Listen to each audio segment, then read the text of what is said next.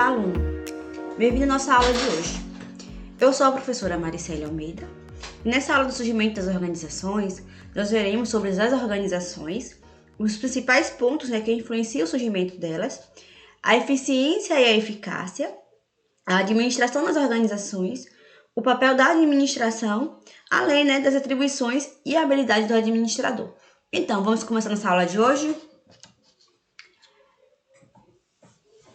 Assim, a sociedade, ela é formada por organizações que vão fornecer os meios, para que possa atender, as necessidades das pessoas, que seja serviço de saúde, necessidade de água e energia, como a gente precisa, segurança pública, controle da poluição, alimentação, que é uma necessidade fisiológica também, diversão, todo mundo precisa se divertir, educação em todos os níveis, então desde o nível mais baixo, vamos supor ali da criancinha, quando muitas das vezes com 1 ou 2 anos os pais precisam levar a creche, vamos supor assim.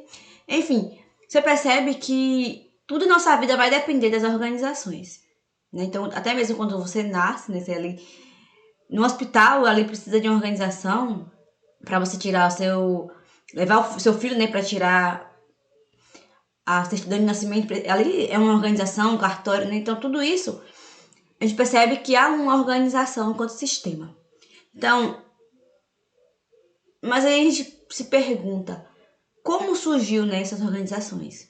A gente percebe que o surgimento das organizações, ela vai acompanhar a evolução histórica, como também as transformações da sociedade.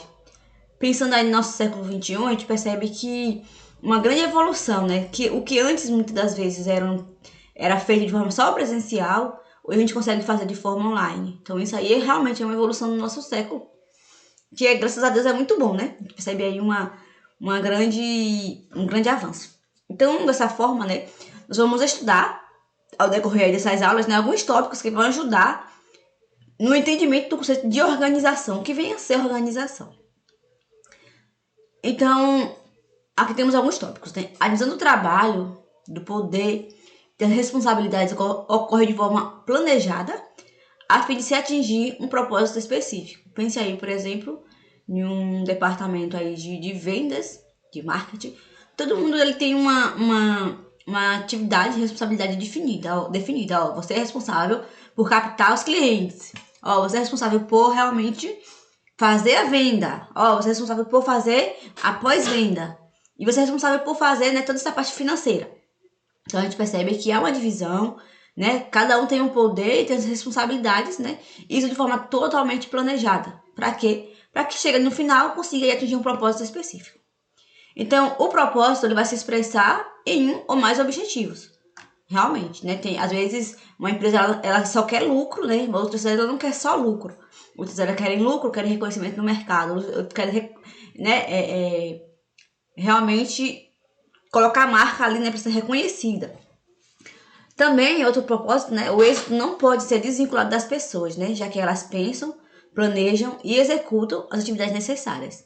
Então, assim, o mérito, claro, é da empresa, mas, assim, quem foi que fez, Então, as pessoas. Não tem como você desvincular mérito, o êxito dos objetivos feitos, sem você pensar no capital humano que ali estava ajudando de forma bem comprometida.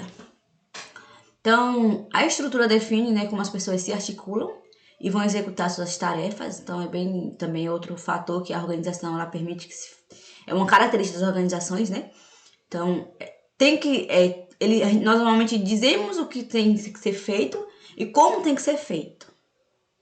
Então, o controle e a direção dos esforços planejados pode ficar um cargo, de um ou de mais poder, Isso aí vai depender de acordo com a configuração da estrutura da organização. Só tem um líder? Tem 2? Como é que é dividido essa parte aí? Os centros de poder estão permanentes atentos, às intervenções necessárias a fim de aumentar a eficiência organizacional. Então, quando fala centro de poder, estamos falando da gerência da organização, do líder ali, do CEO da organização. E o controle, e a direção, ela faz parte do centro de poder, A gente vai ver mais à frente que para que você consiga atingir as metas, você precisa ter alguns passos. E esse controle é onde a gente vai realmente verificar se está sendo feito de forma correta, né? E caso não, a gente vai dizer, não, esse é o caminho correto para se fazer tal atividade, para desenvolver tal função. E aí, né, os principais pontos, né, históricos que influenciaram o surgimento das organizações, a gente vai falar agora, são alguns pontos. E o primeiro ponto que a gente vai trazer aqui é sobre a influência dos militares. Claro que você já sabe sobre isso, a gente percebe lá desde a Segunda Guerra Mundial, né, como é que se deu essa parte dos militares ali para conseguir vencer a guerra. E nas guerras, eles utilizavam táticas, né, estratégicas para vencer os oponentes. E aí isso influenciou fortemente, né, o surgimento das organizações. Por quê? Porque as unidades, né, de comando e o princípio de direção que os militares eram exigidos influenciaram, né, a administração em todas as áreas. Então não tem como você falar de organização sem falar da influência dos militares.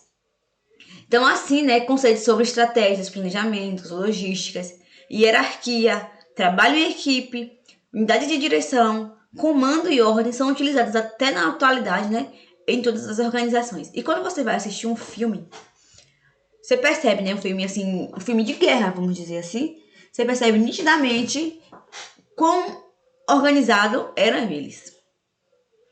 E você percebe que muitas das vezes, né, às vezes perde até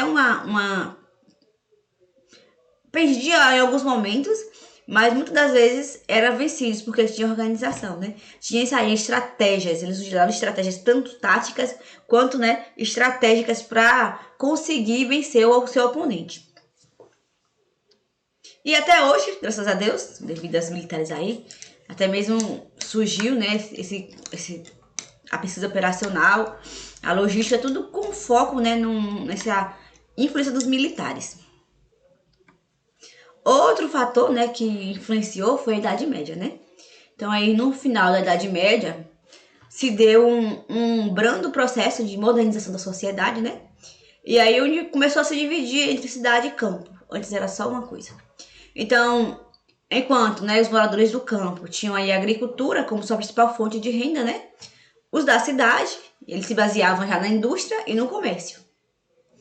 E aí houve o êxito, né? A gente fala de um êxito rural, né? Para as cidades.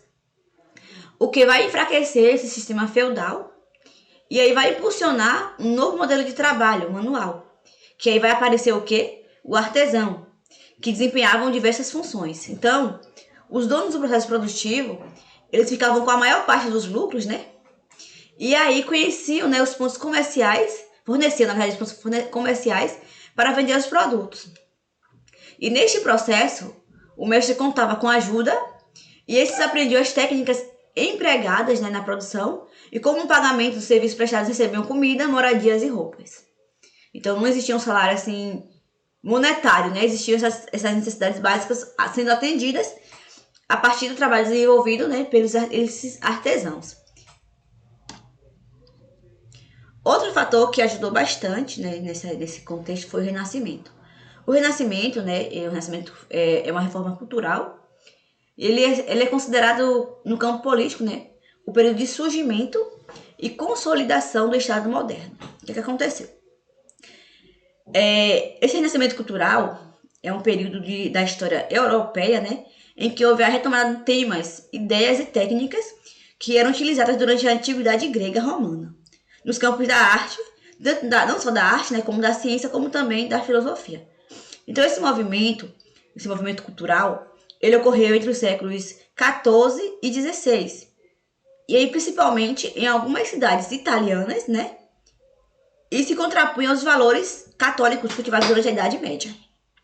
Então, que fatores eram esses, né, que eles eram contra, né? A diferença era marcada principalmente, né, pelo humanismo e pelo racionalismo. Então, o humanismo, ele se expressava principalmente através aí do antropocentrismo, buscando colocar o homem no centro das coisas, né, no centro do universo. E a medida de todas as coisas. Então, desta forma, né, ele se opunha assim, aos caráteres religiosos, né, das concepções filosóficas medievais que tinham Deus como centro do universo. E aí, nesse período renascentista, destacam-se algumas artes plásticas, né, como Michelangelo e também Leonardo da Vinci. Na literatura, nós temos William Shakespeare e Nicolau Maquiavel. São todos conhecidos.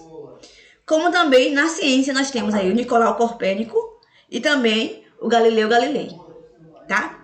Então, no campo das ideias, né, o Renascimento, ele foi movido por valores humanistas, né, como a melhoria da condição individual, o desenvolvimento pessoal e como também os conceitos, né, estéticos gregos. Temos também a reforma religiosa, né, que aí vai ocorrer o surgimento do protestantismo. Então, na Idade Média, né, não era permitido aí a sociedade fazer questionamentos sobre os principais aposentos, né, os princípios apresentados, né, pela Igreja Católica. Ou seja, tudo que a Igreja Católica falava era realmente a verdade absoluta e não podia, de forma alguma, você contestar. Mas aí, com alguns adventos anteriores, como, por exemplo, o Renascimento, a sociedade ela, né, se sente com autonomia para questionar os princípios pregados pela Igreja Católica. E aí, nesse contexto, um homem muito conhecido, né, é o Martinho Lutero. Lá no início do século XVI, ele vai publicar as 95 teses questionando, né, e se opondo às doutrinas impostas pela Igreja Católica. Por quê? Com a reforma protestante, né, o trabalho e o lucro eles deixaram de ser vistos como um pecado. Ou seja, antes você não podia trabalhar, muito menos você não podia lucrar, que isso era visto como algo ruim. E aí a propagação desses princípios, né, se torna a força motriz que vai impulsionar o desenvolvimento do capitalismo. Isso é muito interessante, como é que surge o capitalismo, né? Isso a gente percebe que está realmente ligado à reforma religiosa, visto que não era mais errado, né, explorar e obter lucro sobre o trabalho do operário. E com isso, né, Martinho Lutero, ele foi, depois de algum tempo, né, ele foi morto pela Igreja Católica, mas deixou esse legado aí, né, e com isso teve a Reforma Protestante, que foi no dia 31 de outubro. E até hoje os cristãos eles comemoram essa data da Reforma Protestante, tido como Martinho Lutero. Também temos aí a Revolução Industrial, né? Então, com tudo que já falamos até agora, nós temos a Revolução Industrial, que foi no século XVIII. Ela vai representar, né, o surgimento das fábricas, como também a invenção das máquinas a vapor. Então, a chamada empresa industrial vai influenciar, né, a aplicação de práticas e conhecimentos administrativos ao processo industrial. Então, a administração e organizações da Revolução Industrial, elas podem ser melhor exemplificadas na figura abaixo, ao lado, na verdade, né? Então, vamos lá. O que foi essa revolução, né? Nós tivemos aí, né, a substituição do artesão pelo operário especializado. Tivemos a invenção das fábricas, então isso aí mudou tudo, tirou a parte só de fazer de forma artesão, mas agora de forma mais produtiva, mais organizada com máquinas. O marxismo, né, que é uma doutrina política baseada no materialismo dialético e no socialismo científico, né, que são correntes aí oriundas do pensamento de Marx e Engels. Também doutrina social da igreja, então nós temos esse impacto também. Crescimento das cidades, né, originando aí novas necessidades de administração. Então o pessoal muitos deixaram o campo e foram para a cidade, né, então isso aí surgiu já outros fatores muito, até mesmo para evolução. Surgiram também os sindicatos, que nós temos aí até hoje, né, sindicatos em nossas vidas. Há quem goste, há quem não goste. A administração consolidada, né, com a área do conhecimento. Ela antes era algo tido como, não como um banal, né, mas agora ela é uma área do conhecimento. E aí nós temos também primeiras experiências práticas, né, com a moderna administração. Nós temos os conceitos e agora vamos colocar em prática dentro dessa Revolução Industrial. E aí, a partir de tudo isso, né, nós falamos sobre todo esse contexto aí anterior às organizações, né, mas para você, né, o que vai significar a palavra organização enquanto sistema? Vou te dar um minuto para pensar. Pausa o vídeo e me responde. Pronto. Aí eu te pergunto, será que quando você vai trabalhar, você está indo para uma organização? Será que quando você pega um transporte público, será que ali existe uma organização? Será que quando você está saindo do seu condomínio e tem ali um porteiro na porta, né, ali na entrada, na guarita, será que ali é uma organização? Então, se você respondeu sim, né, para essas perguntas, você está certo, porque ali vai ser um espaço social, né, de convivência, onde há uma divisão de tarefas e rotinas. Então, o mundo moderno, né, ele é feito de organizações. As nossas vidas, as das pessoas, de qualquer sociedade, vai girar em torno e vai manter profunda dependência das organizações. Será que você conseguiria viver sozinho, sem nenhum tipo de organização? Como seria a nossa vida se a gente não tivesse um banco? Né, um banco. Pode ser físico ou até mesmo online, como a gente tem hoje no celular. Mas ali tem uma organização. Como você não sabe, se a gente não tivesse médicos, né? Nós tivéssemos ali hospitais, tivéssemos postos de saúde, como seria? Se não tivesse o pessoal, né? O posto de gasolina para abastecer nosso carro. Se você percebe a importância da organização, então, o que é que vem ser a organização, né? Ela é um sistema de recursos que vai procurar realizar objetivos. Tá, qual é o objetivo do posto de gasolina? É deixar você... Não é só encher o seu tanque, né? Mas é mais profundo. É permitir que você se locomova. Que você permitir que você vá de um ponto A até um ponto B. Claro, falando no sentido de transporte. Você consegue também ir de um ponto A ao ponto B andando. Mas falando aí do posto de gasolina, acredito que seja isso. Qual é o objetivo do transporte público, né? É fazer você se locomover de forma mais econômica, né? Então, neste contexto, a organização ela vai ser considerada como um objeto da administração. Então, a administração, né, das organizações é a administração que vai fazer com que as organizações elas sejam capazes de utilizar de forma correta seus recursos. E esses recursos eles podem ser financeiros ou humanos para atingir seus objetivos. Então, as organizações transformam recursos em produtos, tá? E serviços, com o objetivo de resolver problemas de seus usuários e das pessoas que as criaram. Interessante isso aqui.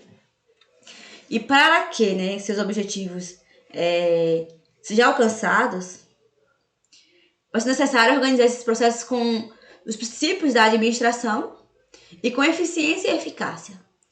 A eficiência e a eficácia elas vão servir, né, como indicadores do desempenho alinhado com as expectativas dos usuários e das pessoas que mobilizaram, né, esses recursos.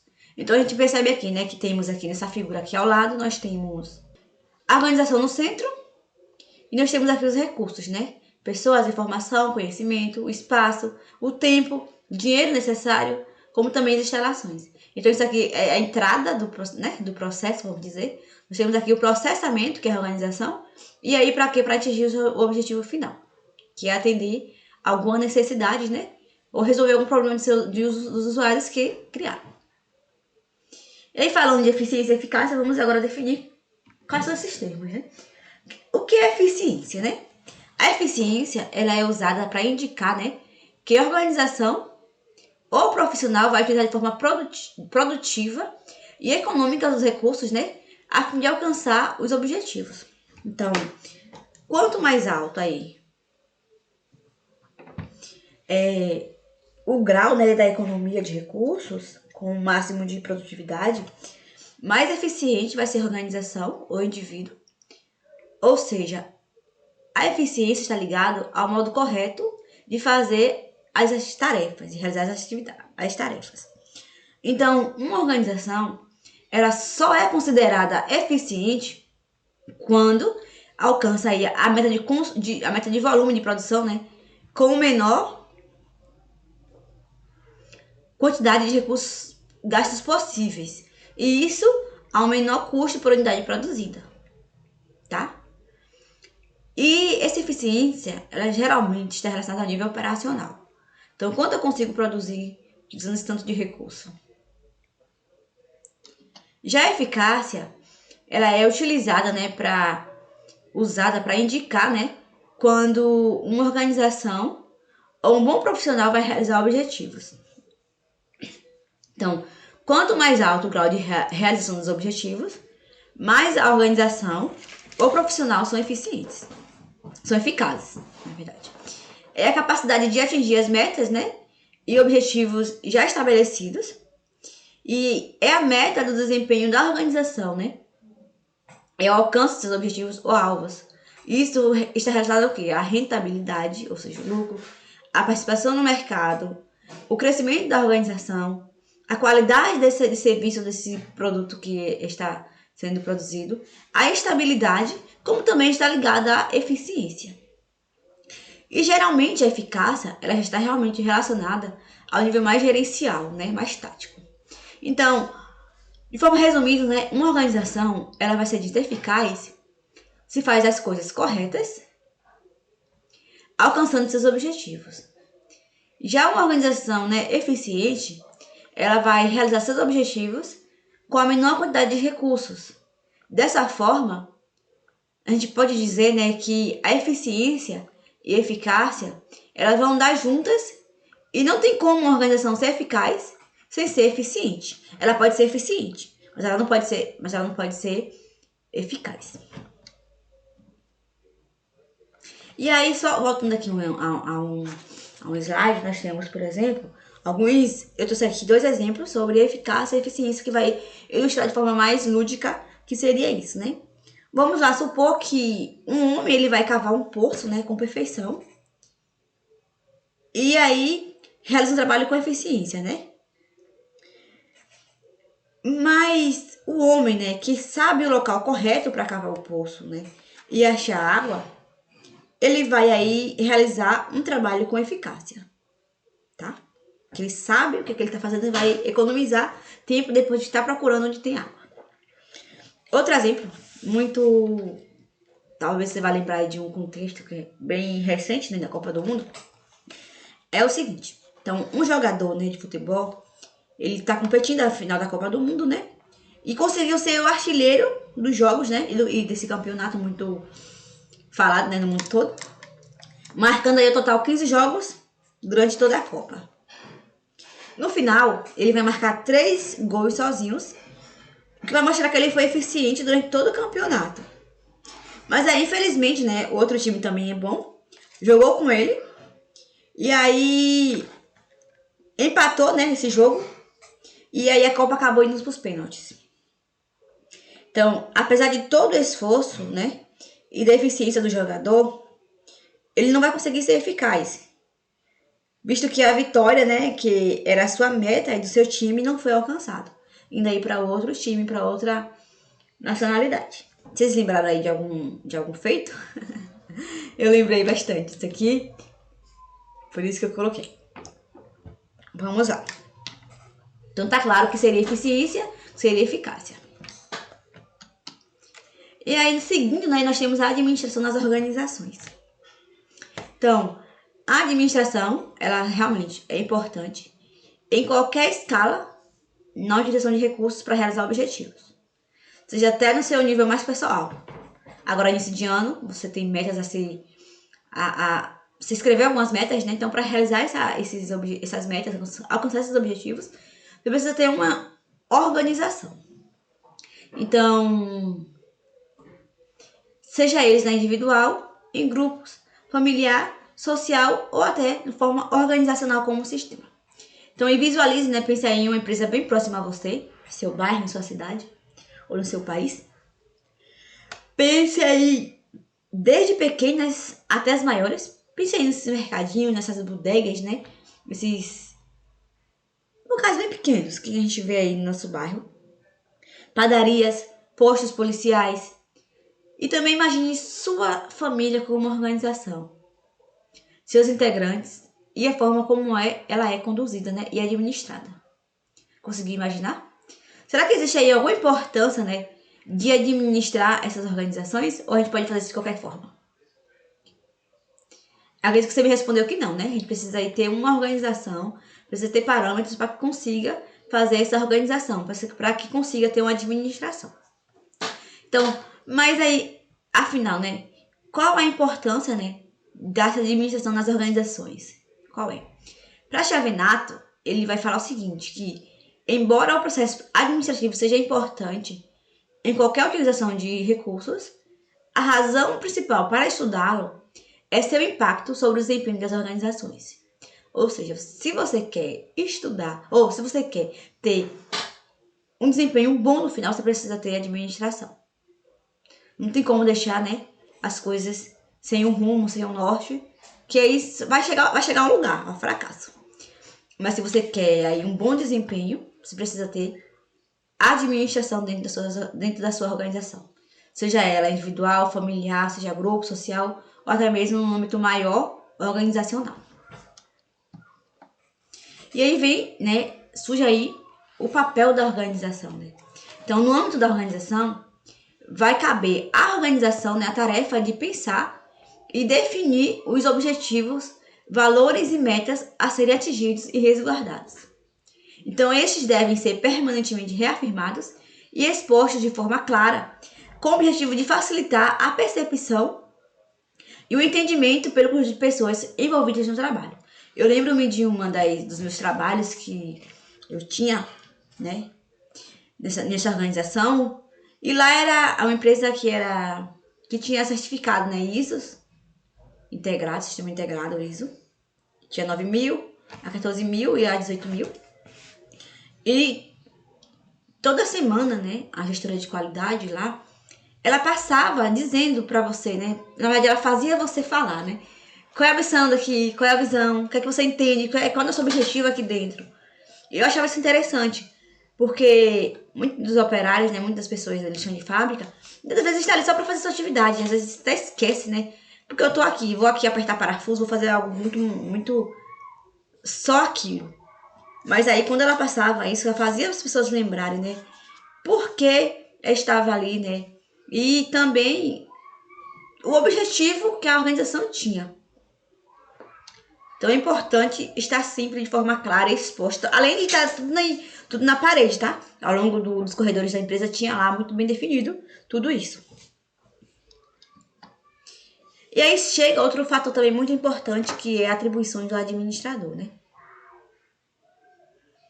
Então, o administrador, ele é fundamental para o funcionamento de toda a organização, seja ela de pequeno, médio ou grande porte. Então, a missão do administrador é ajudar a organização a atingir o melhor resultado possível, além de adaptar os conceitos gerais da administração à realidade cultural do seu ambiente específico. Então, para que o administrador obtenha um bom desempenho no funcionamento da organização, é necessário aplicar os conceitos gerais da administração, e aí ele vai precisar observar a cultura e o ambiente organizacional do que se insere, onde ele está, né? Que é como é que essa organização ela tem essa cultura. E isso se deve, né, porque a organização é formada por pessoas.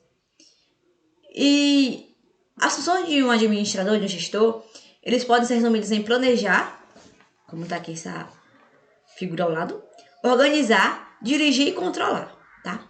E a gente vai ver agora a seguir, né, cada um dessas funções desses administradores. Então, primeiro seria o planejar. Então, o que é planejar, né? Qualquer processo de administração, ele vai ser iniciado com a etapa de planejamento, ou seja, ele é o ponto inicial do processo. Então, é necessário pensar e estabelecer os objetivos e ações que devem ser executadas com antecedência. Através de planos, os gestores aí identificam com maior exatidão, né, o que a organização precisa fazer para ser bem sucedido. Então, o objetivo do planejamento é estabelecer um caminho que será seguido durante essa execução do processo, né, de um projeto, e vai envolver a capacidade de estimar tendências e aí acontecimentos prováveis. E para isso, né, com essa estimativa, né, essa de tendências e acontecimentos que podem vir a acontecer, vai prescrever situações futuras desejadas, como também o que deve ser feito para concretizá-los, né, de forma aí a antecipar os efeitos e consequências para a organização. Então, por isso que é primordial você fazer planejamento, né? Você começa a pensar nos riscos, né? E se não der errado, se der errado, qual é outra alternativa? E se der certo, o que a gente vai fazer? Então, tudo isso você consegue com o planejamento. Então, com o planejamento feito, você vai ter aqui a parte da organização. Então, Após definir, né, o planejamento, é iniciada a segunda fase da administração. O que vem ser a organização? Organizar é o processo de designar o trabalho, a autoridade e os recursos aos membros da organização, né? Aí você vai criar mecanismo para que o que foi planejado seja posto em prática. E aqui, para que muitas vezes, né, muitas organizações utilizam hoje muito o Kanban, né? O método Kanban aí, que vai de forma clara, vai estar ali em um quadro, onde as pessoas vão ver que precisa, o que a história, né? O que vai ser feito, o que está sendo feito, né? O que está aí sendo testado, o que foi já validado, o que está feito, né? Então, tudo isso vai ajudar na organização das tarefas. O quadro Kanban é muito utilizado aí em organizações que querem realmente ter sucesso hoje em dia, né? Tem algumas metodologias ágeis que são utilizadas. E ele está aí também entre essas ferramentas aí de qualidade. Então, a organização é a estrutura que permite que os resultados e as metas organizacionais sejam atingidas com eficiência. Então, organizar envolve a ação de gerir todos os recursos da organização, sejam eles humanos, financeiros e materiais, alocando-os da melhor forma possível, de acordo com o planejamento. A terceira atribuição, né, do administrador é a direção. Então, após realizar o planejamento e a organização, esse líder ele deve influenciar e motivar os seus membros para que possam dar o melhor de si. Então, ele deve ser motivador e criativo, justo, né? Tem que ter algumas qualidades aí. É preciso mobilizar os esforços dos membros, sendo essa, né, a essência da direção. Realmente.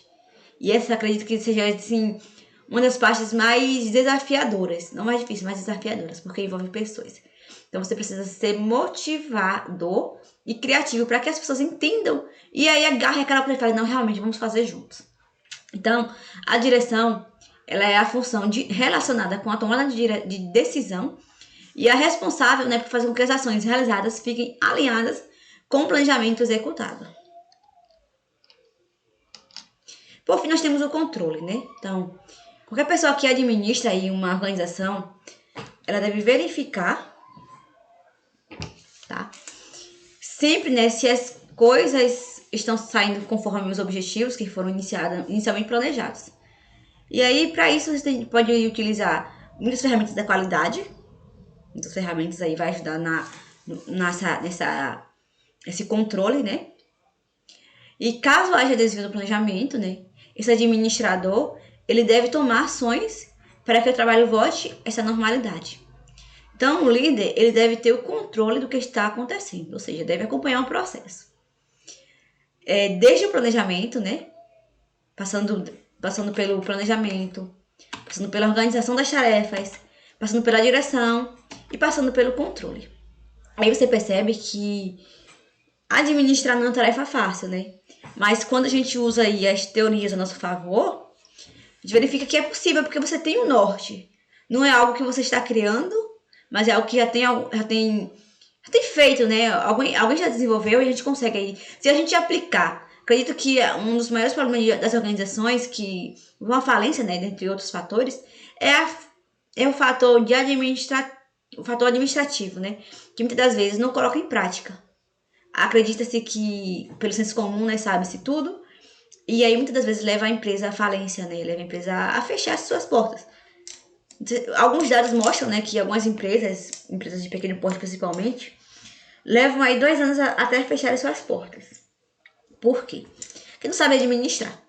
Não é uma tarefa fácil, mas é uma tarefa que, se bem executada, traz retornos maravilhosos. E aí também, né, o gestor ele precisa de habilidades. Estamos falando aí, né, de alguns casos de alguns dados que mostram empresas que falam isso. Aí eu pergunto, será que em alguma dessas situações esse administrador tinha as habilidades necessárias? É um dos fatores também, né? Nem todo mundo tem as habilidades necessárias para ser um gestor. Então, a primeira habilidade é a habilidade conceitual, né? Então, ela é o nível mais elevado da organização e vai ser constituído por presidentes e diretores, né, CEOs, onde são tomadas as principais decisões.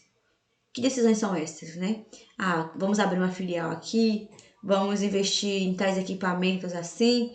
Decisões de cunho mais estratégicos. E a nível mais periférico, né? Pois está em contato direto com o ambiente externo e aí vai sofrer as pressões e os impactos ambientais, realmente. Recebe aí o nome, né, de nível estratégico, pois, como eu falei anteriormente, né, ele vai ser o responsável por definir o futuro do negócio como um todo. E nesse nível, o administrador ele deve possuir uma visão estratégica, a fim de definir a missão e os objetivos fundamentais do negócio, ou seja, ele vai pensar a longo prazo. Não é uma pessoa que vai definir, vamos abrir um negócio, uma filial em tal cidade e começar amanhã. Até porque tem todos os fatores envolvidos, né? Como também muitas das vezes já vi algumas empresas que querem abrir em tal lugar, mas devido à sua poluição ambiental que essa atividade produz, a sociedade ela não quer, mesmo gerando emprego, né? E aí realmente tem que ponderar essa questão, né? Porque hoje a sustentabilidade é um fator primordial, que é um dos pilares que a empresa precisa estar pautada também, tá? E aí tudo isso tem que ser levado em consideração. Então você percebe que é uma visão mais estratégica, mas de longo prazo. Não é algo para você pensar hoje e resolver amanhã. Então esse nível, geralmente, né, ele é constituído pelo presidente e pelos diretores da alta administração. As habilidades humanas, né, é um nível administrativo que vai articular internamente o nível estratégico e o nível operacional, ou seja, ele está ali no meio. Ele vai ser a ponte entre o nível estratégico, que foi falado agora, e o operacional. Ele vai receber decisões globais e vai transformar em programas de ação, né, para que o nível operacional consiga executar. Ele vai interpretar a missão e os objetivos fundamentais do negócio, traduzindo aí os meios de ação para que o nível operacional possa aí transformá-lo em execução, tá? E nesse nível, o administrador ele deve possuir uma visão tática. Essa habilidade humana aí normalmente é composta, né, por gerentes. Esse nível organizacional ele vai representar um meio de campo, né? Já que faz articulação interna entre os níveis institucionais e operacionais. Então, para o gerente, é um desafio.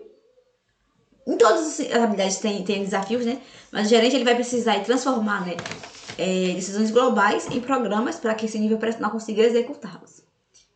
Já as habilidades técnicas, né, que é mais voltada para a parte operacional, é o nível mais que está abaixo de todos, mas não menos importante.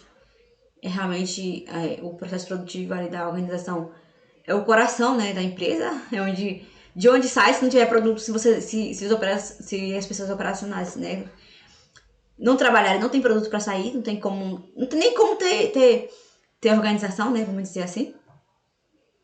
Claro que hoje nós temos já aí algumas, pensando aí em indústria 4.0, né, que tem muita tecnologia, mas vamos pensar ainda que é necessário essa habilidade técnica dentro da organização. Então, é o nível que vai administrar a execução e vai realizar as tarefas e atividades cotidianas. Além disso, né, só voltando aqui em relação às máquinas, né, mesmo com a indústria 4.0, 5.0, é necessário ter pessoas ali para controlar aquelas máquinas. Então, é necessário ter habilidades técnicas. Então, nesse nível, né, o administrador ele deve possuir visão operacional. Isto é, ele tem que ter conhecimento técnico para orientar e dirigir os funcionários que realizaram essas tarefas, né, direcionando aí para os níveis institucionais e intermediários. Ou seja, ele vai ali controlar, né?